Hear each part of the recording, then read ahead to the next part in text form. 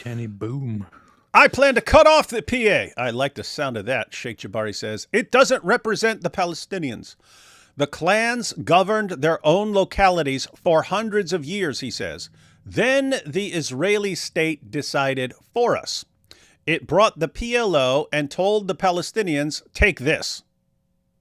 So keep in mind, they're pointing out, this is what I mean as far as people giving off a vibe of whether they're speaking truthfully or not. If they were sitting here praising Israel for doing nothing but helping them and so on, I would be suspicious of this. Instead, they're saying, hey, Israel, you helped cause this problem right here. This screwed us too. You basically said, hey, we're going to agree with the PLO and they control you right now.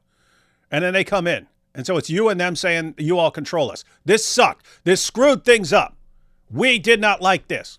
It brought the PLO and told the Palestinians, take this.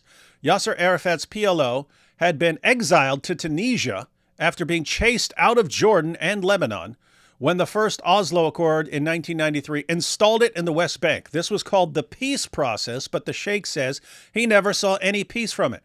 Guys, you catching this? So Arafat, the PLO had been exiled. They're gone. Bye-bye. They're stuck over in Tunisia. Chased out of Jordan and Lebanon. They said, get out of here. We do not want you terrorists using our countries as bases.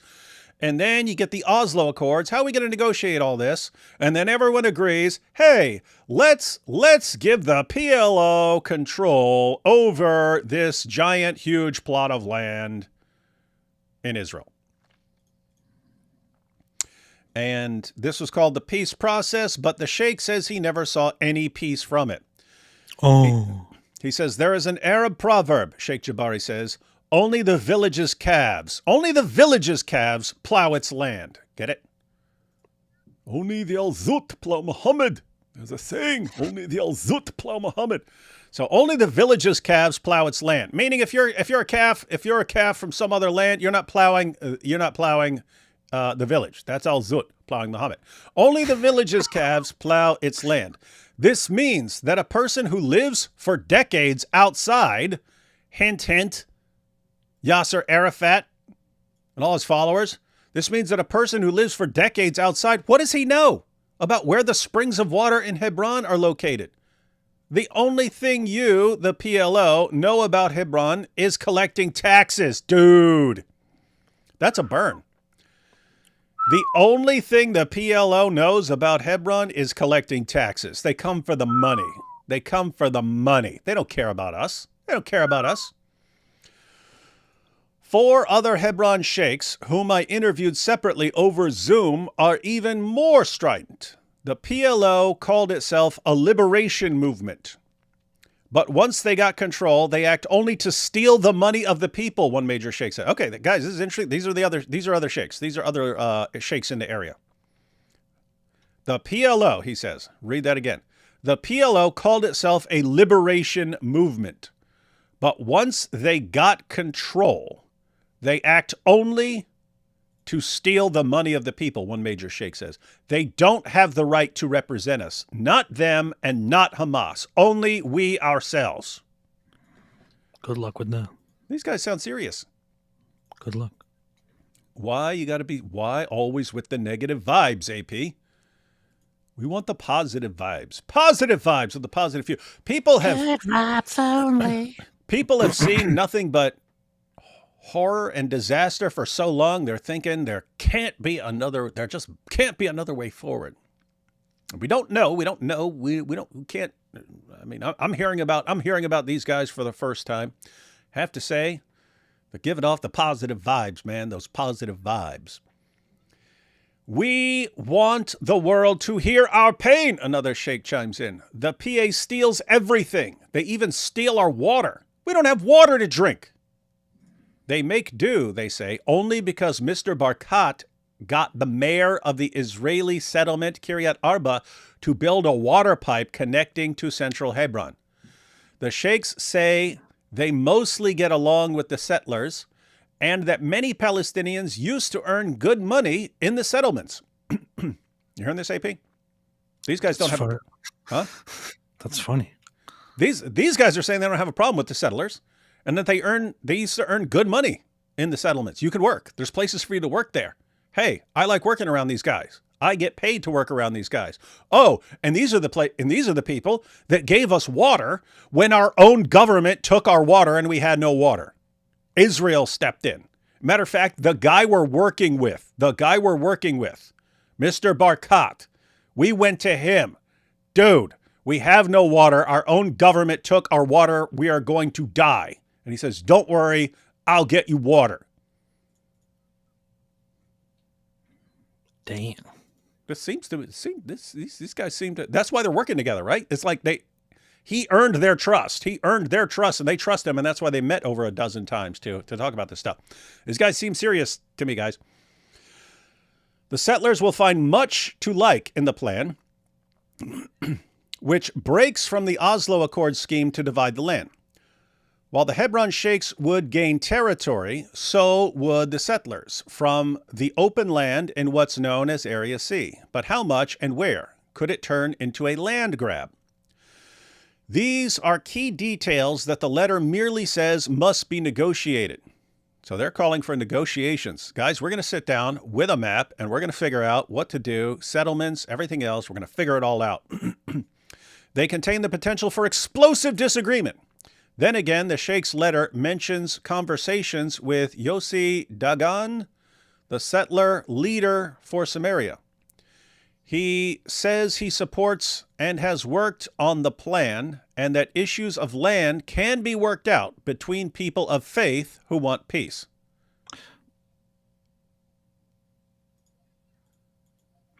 I know a guy who is very much a representative of the settler community in or settlement community in Hebron.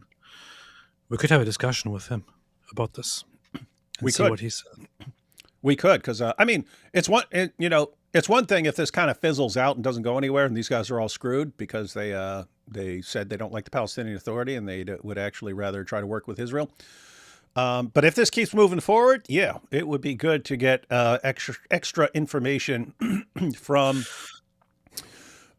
people who are there. And I like this this general attitude of, yeah, we're gonna have to sit down, we're gonna have to negotiate who's getting what and so on. And seems like, hey, how do you think this name is pronounced? Which one? Mr. It could be Dagan, it could be Dagan, it could be Dagan. Just say Dagan. I've been saying Dagan. Dagan is probably fine. Okay, we'll stick with Dagan. But if anyone knows the pronunciation, I'm talking to you, Mosh Cohen. What? You have my stamp of approval. Okay. Mr. Dagan says he first met Sheikh Jabari 13 years ago. No, so this is interesting. These guys have known each other for a while. These guys have known each other for 13 years. And you got the other guy, Barkat. He actually supplied them water. Looks like these guys have been trying to work together to everyone's best interest in the area for a long time. Mr. Dagan says he first met Sheikh Jabari 13 years ago. His father was a courageous leader who put his people first, and the son is the same. The Sheikhs also met Israel Gantz, who leads the settlement council, and with whom Mr. Barkat has worked on potential maps. These are all good signs. These are all these all seem like people who are willing to not just. We're not just going to flip out and start killing each other. It's, hey, we actually want to sit down and figure out how to make this work. Why did he work with a bunch of maps? Yeah, like Daniel kick it too. That would be funny. Daniel could like describe in his credentials. He could say map maker.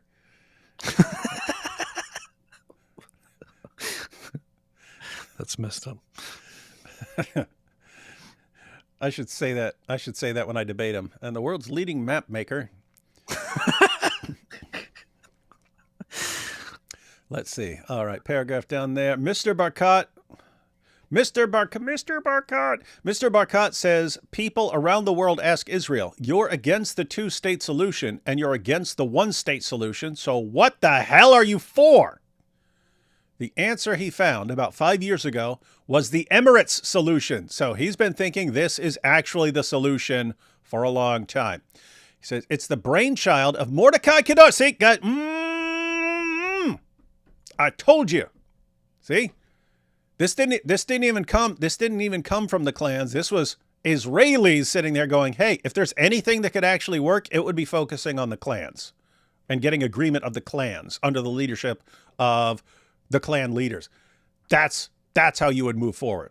It's the brainchild of Mordecai Kedar, a scholar of Arab culture at Israel's Bar Ilan University. Mr. Kedar brought Sheikh Jabari to Mr. Barkat and watched the partnership bloom. You've seen the letter, Mr. Kedar claims. That means it's really happening. For 20 years, he's been trying to sell the idea of Palestinian emirates, with the West Bank's 7 culturally distinctive cities run individually by their leading clans. He first met Sheikh Jabari's father, Sheikh Abu Qadir, 11 years ago. To gain and earn trust, you have to sit with a man, Mr. Kedar says. That means to speak with him in his own mamaloshin, the Yiddish term for mother tongue. Ah, look, they got mama, and that's the mother. Mama. Mama. Mama lotion? Yeah, don't say mama lotion around say mama lotion around Daniel Hakikachu. The Yiddish term for mother tongue in Arabic.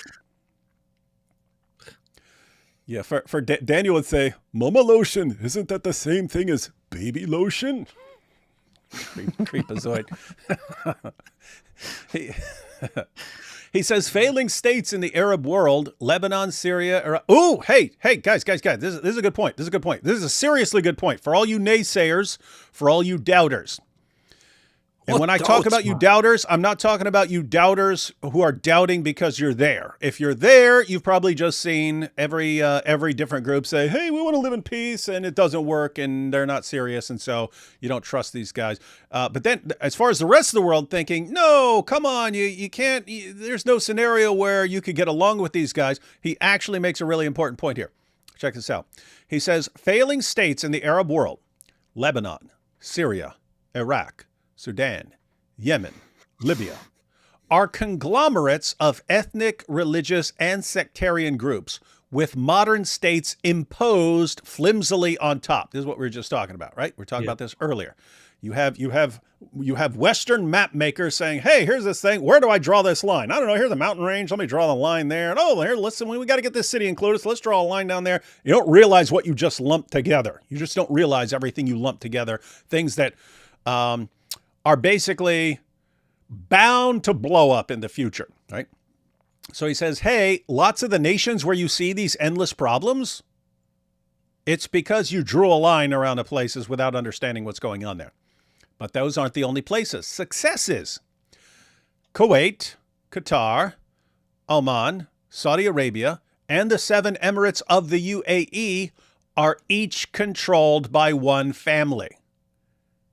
He's saying the family style government works. He's saying you can actually put on one side the family-based rule areas, and over here the sort of flimsy, let's draw a line around all these different groups. One of them ends in disaster all the time, and one of them works. So he's saying, why don't we switch from the system that doesn't work to the system that works? Seems smart. Are each controlled by one family. Al-Sabah owns Kuwait. Al-Thani owns Qatar. Al-Saud owns Saudi Arabia, he says. Dubai has very little oil, but it's run by one family, Al Maktoum, so it can thrive. So Dubai is a thriving place. They don't have the same resources that other places have. Why is Dubai doing really, really well? He's saying they're controlled by a family. They're controlled by a family, not by let's draw a line around something and then watch you all fight forever. That's a good idea. These are all good points. That's why I wanted to read this article. They're providing some interesting insights into the whole thing. The idea of the PLO and the Palestinian Authority was to supplant traditional clan and religious loyalties with a national Palestinian identity. That was deliberate, right? We're gonna make the Palestinian identity, and then what? Things are gonna get better? It failed, Mr. Kedar said. And the proof is Hamas, which puts radical Islam first. Say, who do you got in charge? Someone who's putting their family first, putting their clan first? No, putting radical Islam first. What happens if you get control over millions of people and you put terrorism first, you end up with a society that offers up its children as martyrs and makes that the entire goal in life. That is not, hey, this is what's in the best interest of our people or our family or our clan or anything like that. That's what happens if you put terrorism number one on your list of priorities. Underneath it all, the clan system survived. Somebody from Hebron, not only will he not move to another West Bank town, this is interesting. Not only will he not move to another West Bank town, West Bank, because he will be viewed as a foreigner, but even in Hebron, he will not move to another neighborhood that belongs to another clan. They're saying they take this stuff pretty darn seriously. And now we understand Highlander. Connor MacLeod of the Clan MacLeod. And I am immortal. Hebron's clans are particularly strong. Hebron is much more traditional, much more conservative, especially compared to Ramallah. I always love that name because it sounds like Ram Allah. Ramallah. Ramallah. I'm going to go Ramallah. The people of Al-Zut, I want to move to Ramallah. Oh, I forgot. Cameron says I can't do that because it's the same God. Especially compared to Ramallah. Mr. Kedar says, Hebron will be the test case for this idea of the Emirates. Guys, and I really like the way both sides are proceeding here. He's saying it's a test case, right? He's not, so all of you, no, we will not fall for this. This will be the destruction of Israel. No one is saying that. He's saying, let's have a little test case on one spot and see if we can get it to work. If we can, then if it does work, if it's better, then we can sort of focus on that as the path forward. I like this. Being careful, taking people seriously, but being careful, starting small and trying to build out from there. That's the best you can do in this situation. And this is a situation where, hey, if this works, this would be very, very good. If it doesn't, okay, it's not like you've made things worse. Things already sucked pretty hard. Mr. Barkat, and the Sheikhs all expect Hebron to lay the groundwork for change in other West Bank cities, perhaps next in Bethlehem. Dizzle-like that. Refashioning Israel-Palestinian relations. It's also cool how they're kind of starting with the stuff that's pretty darn close to Jerusalem. Why? Because you did have lots of workers from that area and so on who were then shut out and so on.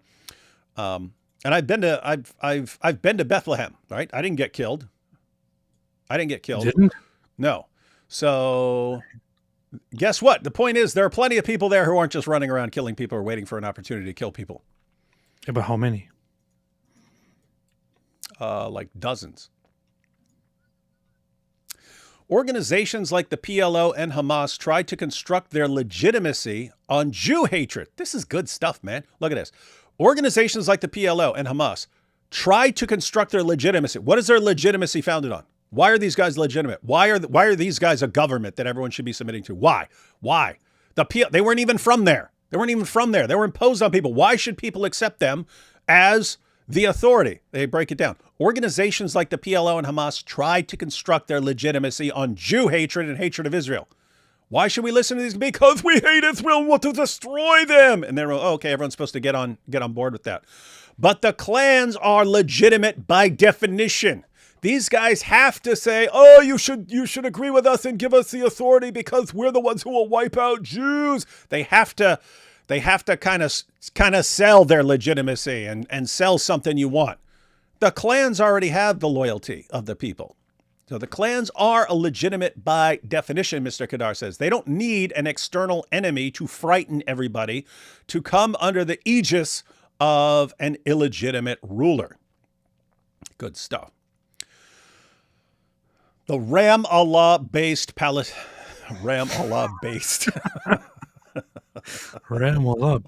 Ramallah-based. Hey, I'll say the Ramallah part. You say the base part, right? Ramallah.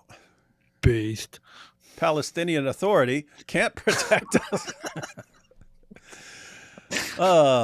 The Ramallah-based Palestinian Authority can't protect us. It can't even protect itself, Sheikh Jabari says. His fellow sheikhs warn that the Palestinian Authority could allow an October 7th-style terrorist attack on Israel, after which they expect the West Bank to look like Gaza. Their great fear. See that? They don't want to look like Gaza. They don't want their places, they want to build up. They don't want their places all being destroyed. And they think the PA has a chance of doing that at some point in the future, and they don't want the retaliation.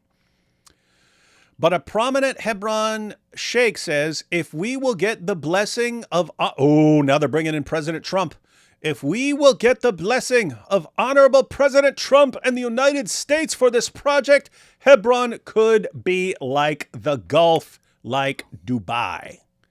Meaning we will build this place up. No, Dubai has some other advantages in terms of location and so on. Big time. Let me say this. Hebron could be significantly more like Dubai than they are now, right? You're not going to be like Dubai at the end. You could be more like, you could head more in the direction of Dubai as far as being a place where people actually want to live and so on. The thing is, leadership and wanting a place like that is one thing, but it also comes down to how the people are, honestly. Yep. And I'm sorry to say, but the people of the region, those who call themselves Palestinians, are simply not like the people in Dubai. That's true. Different people. I do like the clan loyalty. I mean, I don't think it's ideal. I think it's significantly better and significantly more likely to succeed in terms of, if your clan leader is saying, guys, no terrorism in our group, and you say, screw the clan leader, they already have it in place. If you are just saying, screw the clan, you're doomed. You're doomed in our group. You're in trouble. So they have a system for imposing rules, whereas as it is now, you've got a terrorist group in charge of in charge of the West Bank, and a different terrorist group in charge of Gaza, and it's the terrorist group that is calling shots. And so, if you're listening to the terrorist group, well, guess what? You're going to do terrorist type things. If you're not listening to the terrorist group, you're going to be killed. So you'll be killed for not aligning with the terrorist group. If the clan that runs an area is saying, hey, no terrorism, we want to get along, and you say, screw that, well, okay, now you have to not be a terrorist or you're in trouble. That's all. That's just better. Let's see. But a prominent Hebron sheikh says, if we will get the blessing of Honorable President Trump and the United States for this project, Hebron could be like the Gulf, like Dubai. That's more or less how Mr. Trump laid out the options for the Middle East in his May 13th speech in Saudi Arabia. Do you want to be like Iran or like the Gulf? The sheikhs have made their decision. And by the way, Iran, that's another example of a place that has kind of an outside ideology imposed on a people who don't like it, right? And why it's ultimately going to fall apart. So they're getting, regardless of whether you believe, have faith in their good intentions or not, what they're saying is fundamentally accurate about a system that can't work and is doomed to failure, and a system that can actually work because it's realistic on how things work in the area. Let's see. That's more or less how Mr. Trump laid out the options in the Middle East in his May 13th speech in Saudi Arabia. Do you want to be like Iran or like the Gulf? The sheikhs have made their decision. But will their plan get off the ground? The first 5 sheikhs were ready to move at the end of Ramadan, so they were already ready months ago. After signing the letter on March 24th, Mr. Barkat says, they complain that he asked them to wait for months because Israel was busy, first in Gaza, then in Iran. Mr. Barkat reminds Israeli officials that the sheikhs have put their lives in peril and operate on a timeline of their own. Now he says Israel must protect them. The PA is the problem, and they are the solution. So they've been working on this for months, and they've been getting delayed. Say, wait a minute, we're dealing with Gaza right now. Oh, no, wait a minute, we're dealing with Iran. We can't deal with this proposal and so on. But now it's public, and he's put that. Now that's public, and they put the information out there, and he has notified the Israeli government that these guys are going to be in trouble because now they're on record as wanting to side with us and join the Abraham Accords. And that is going to give them lots of trouble. In other words, they will be targets of terrorist attacks. And if some sort of deal isn't arranged right now, you're going to hear about it in the very near future. Some of these guys being killed and assassinated and blown up and stuff. Watch. Many more sheikhs have joined the initiative since March, and the leaders are confident they have the Palestinian Authority outmanned and outgunned. They're confident they... What? What'd you say? I said, huh. That's good, isn't it? Oh, there's a cool story. I'm wondering, I saw it somewhere. I don't even remember where it is. It's got to be coming up because it's not too much longer. They're confident they have the Palestinian Authority outmanned and outgunned. The people are with us, one sheikh says. Nobody respects the PA. Nobody wants them. Ha ha, suck that, PA. The only reason to wait for Israel is because it protects the PA. In other words, Israel has agreements with the Palestinian Authority. And so they're kind of waiting on Israel to say, okay, you guys have the okay from us to buck on these guys. That's the problem. If the sheikhs illegally armed men take to the street, will the Israeli Defense Forces and Shin Bet security agencies stand against them? If so, because keep in mind, guys, you've got the Palestinian Authority. You also have Israeli control. And so if these guys march out in the streets ready to fight, what happens? Does the IDF attack them? Say, hey, you guys are causing an uproar here, and so we're going after you. So they kind of need Israel's go-ahead on this. If so, it would be the triumph of habit over reason, Mr. Barkat says. Since Oslo 30 years ago, the Israeli security services have been instructed to work with the Palestinian Authority. It's all they know. The Shin Bet declined to comment. Political and security sources, however, say that the agency views the authority as critical in the fight against West Bank terrorism and has opposed the sheikh's plan internally. You guys getting this? There's opposition. You have the Israeli government. The Israeli government views getting along with the Palestinian Authority as helping Israel avoid terrorist attacks. In other words, you want these guys on your side. You want to be working with these guys, calling shots and so on.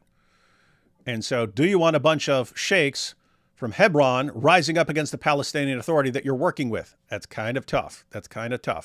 And by the way, that's also a potential problem. If Israel says, yeah, go ahead, Hebron, you're your own thing now. You're your own emirate. Well, now you just stabbed a big knife into the back of the Palestinian Authority, and they're probably going to be pretty pissed off about that. Yep. And what do terrorists do when you really piss them off? They do terrorist kind of things. Anyway, let's see. Political and security forces, however, say the agency views the authority as critical in the fight against West Bank terrorism and has opposed the sheikh's plan internally. Worries abound of potential violence or anarchy in other West Bank cities where sheikhs aren't prepared. The IDF also has raised concerns. Many in Israel's security establishment believe West Bank clans are too fragmented to govern or to fight terrorism. But how do you deal with dozens of different families, each of them armed, each under its own control? Asks retired Major General Gadi Shamni, who led IDF Central Command from 2007 to 2009. The IDF would be caught in the crossfire. It would be a mess, a disaster. In other words, instead of having one big Palestinian Authority that you don't really trust, you have a bunch of families loyal to each other, all fighting each other for trying to get control of their areas and so on. That sounds like fun. Mr. Shamni rejects the idea that the national aspirations of Palestinians will disappear and you can deal with each tribe separately. In his view, there is no way to control the West Bank and manage life there without the central authority. These are interesting points, too. So you've got these guys saying, wait, you can't have a central authority. We're our own separate clans. We don't have respect for the central authority that you impose. And you have other people saying, well, the alternative is you guys are a bunch of separate clans and families. And so there is no central control. And then how do you, you can't negotiate with everyone separately. It's really, really hard. And they're not going to be on the same page because they're all going to have different leaders. So it's kind of a nightmare. Retired Brigadier General Amir Avivi, founder of the Israeli Defense and Security Forum, disagrees. Oh, now we get the alternative. He says the Palestinian Authority is the central incubator of terrorism via school indoctrination and pay-to-slay salaries to terrorists.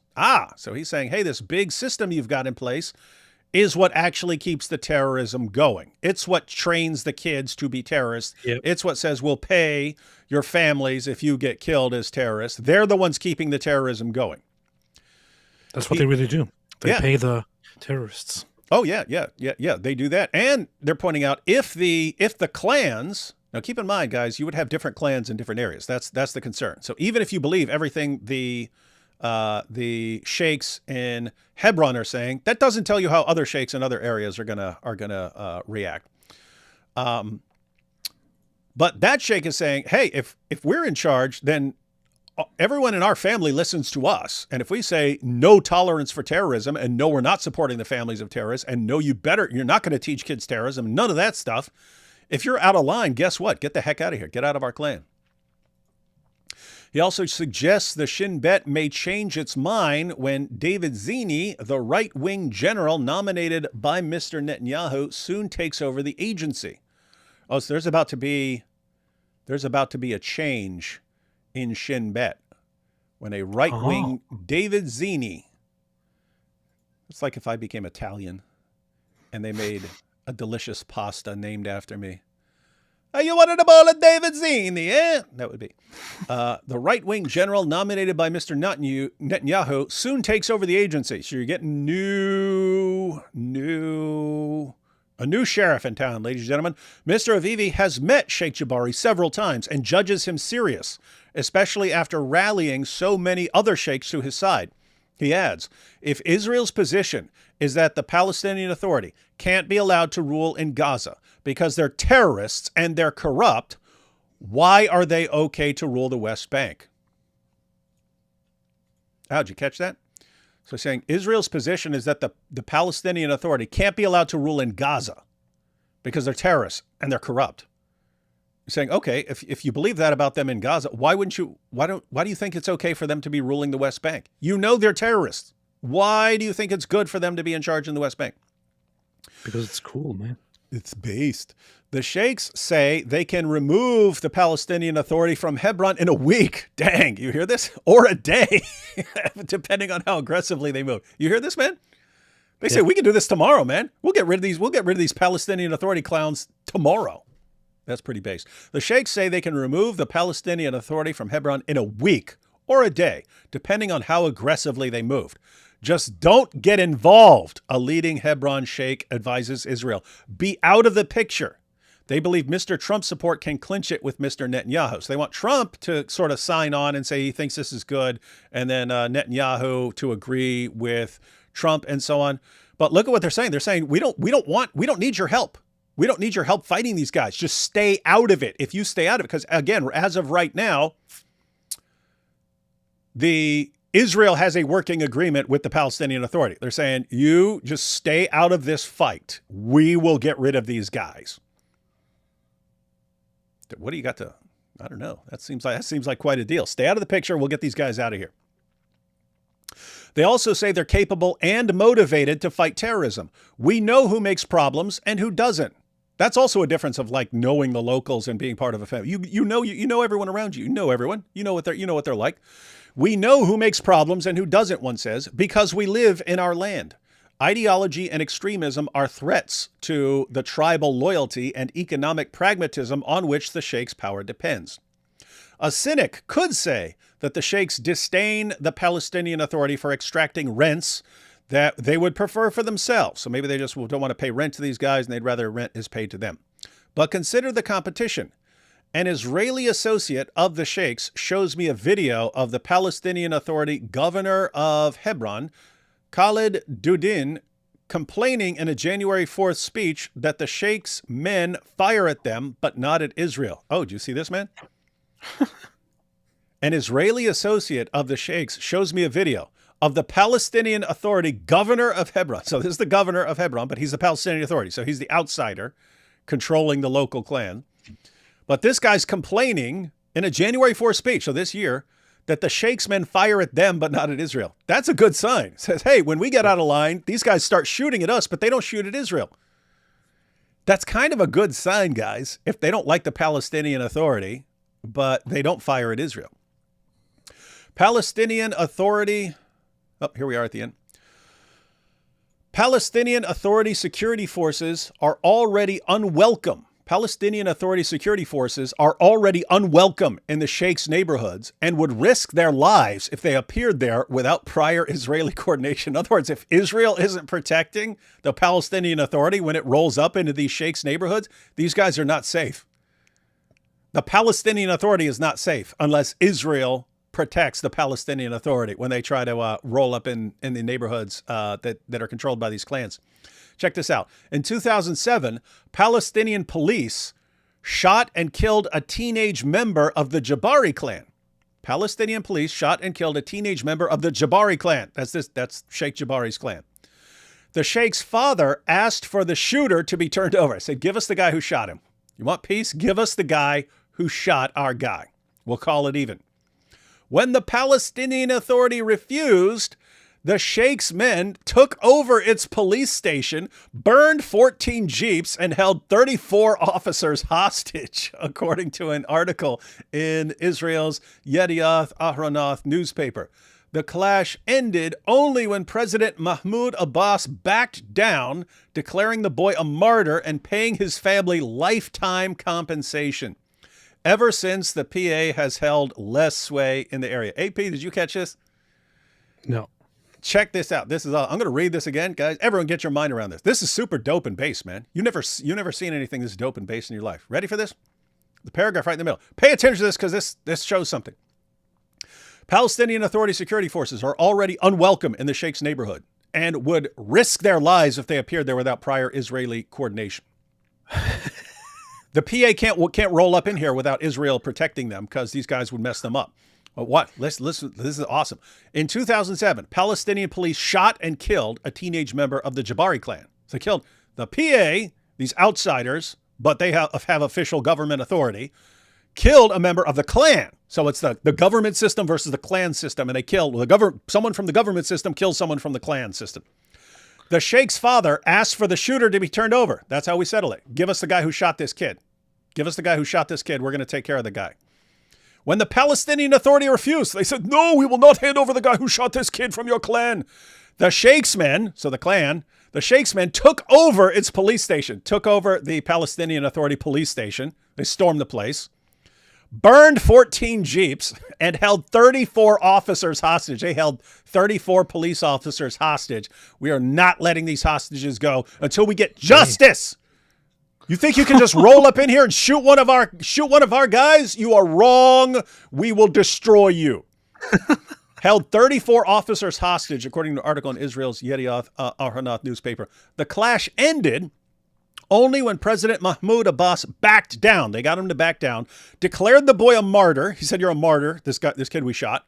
We're declaring him a martyr and paying his family lifetime compensation. We're going to pay your family forever and regard him as a martyr for even though we shot him. Ever since, the Palestinian Authority has held less sway in the area. Why? It's also like a strength versus weakness system. They respect you if you're strong. You guys just look like a bunch of punks and you back down from the strength of the Jabari tribe. Wasn't that one of the Black Panther tribes? Was it? Wasn't that the big strong guys who live up in the mountains? The Jabari tribe? The Jabari tribe? I think it was. Anyway, it's kind of funny. Yeah, because you don't watch cool movies. Asked if he is worried, this last paragraph, asked if he is worried his vision of coexistence with Israel will be called a betrayal of the Palestinian people and their cause, Sheikh Jabari scoffs. The betrayal was done in Oslo. You forgot, but I remember 33 years of it, of false promises, violence, theft, and poverty, even as billions of aid dollars poured in from the West. I believe in my path, the Sheikh says. There will be obstacles, but if we confront a rock, we will have iron to break it. Damn.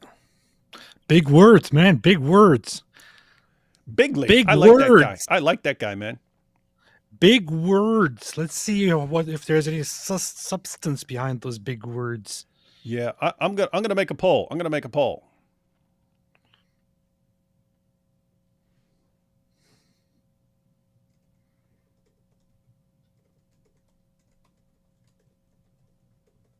Should the U.S. and Israel support?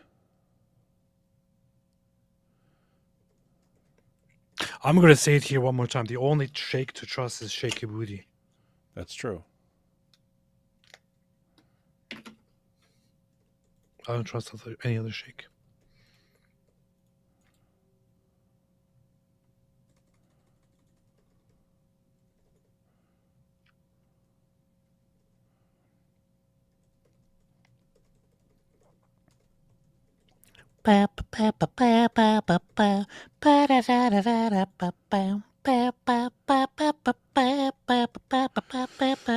All right, I put it like this. Should the U.S. and Israel work with the sheikhs of Hebron to rebel against the Palestinian Authority? Yeah. Yeah. Do it. Do it now. Gonna say, I don't know. I don't know if it's going to be 50-50 or if some people are seeing this totally differently. Again, I can see just how you going to trust any of these guys, man. But I have no this guy's lying alarms going off as I'm reading what this guy's saying. Lots of times you get this guy's clearly lying vibe, and then sometimes it's sounds like he might be lying. Kind of getting none of that from this dude. Anyway.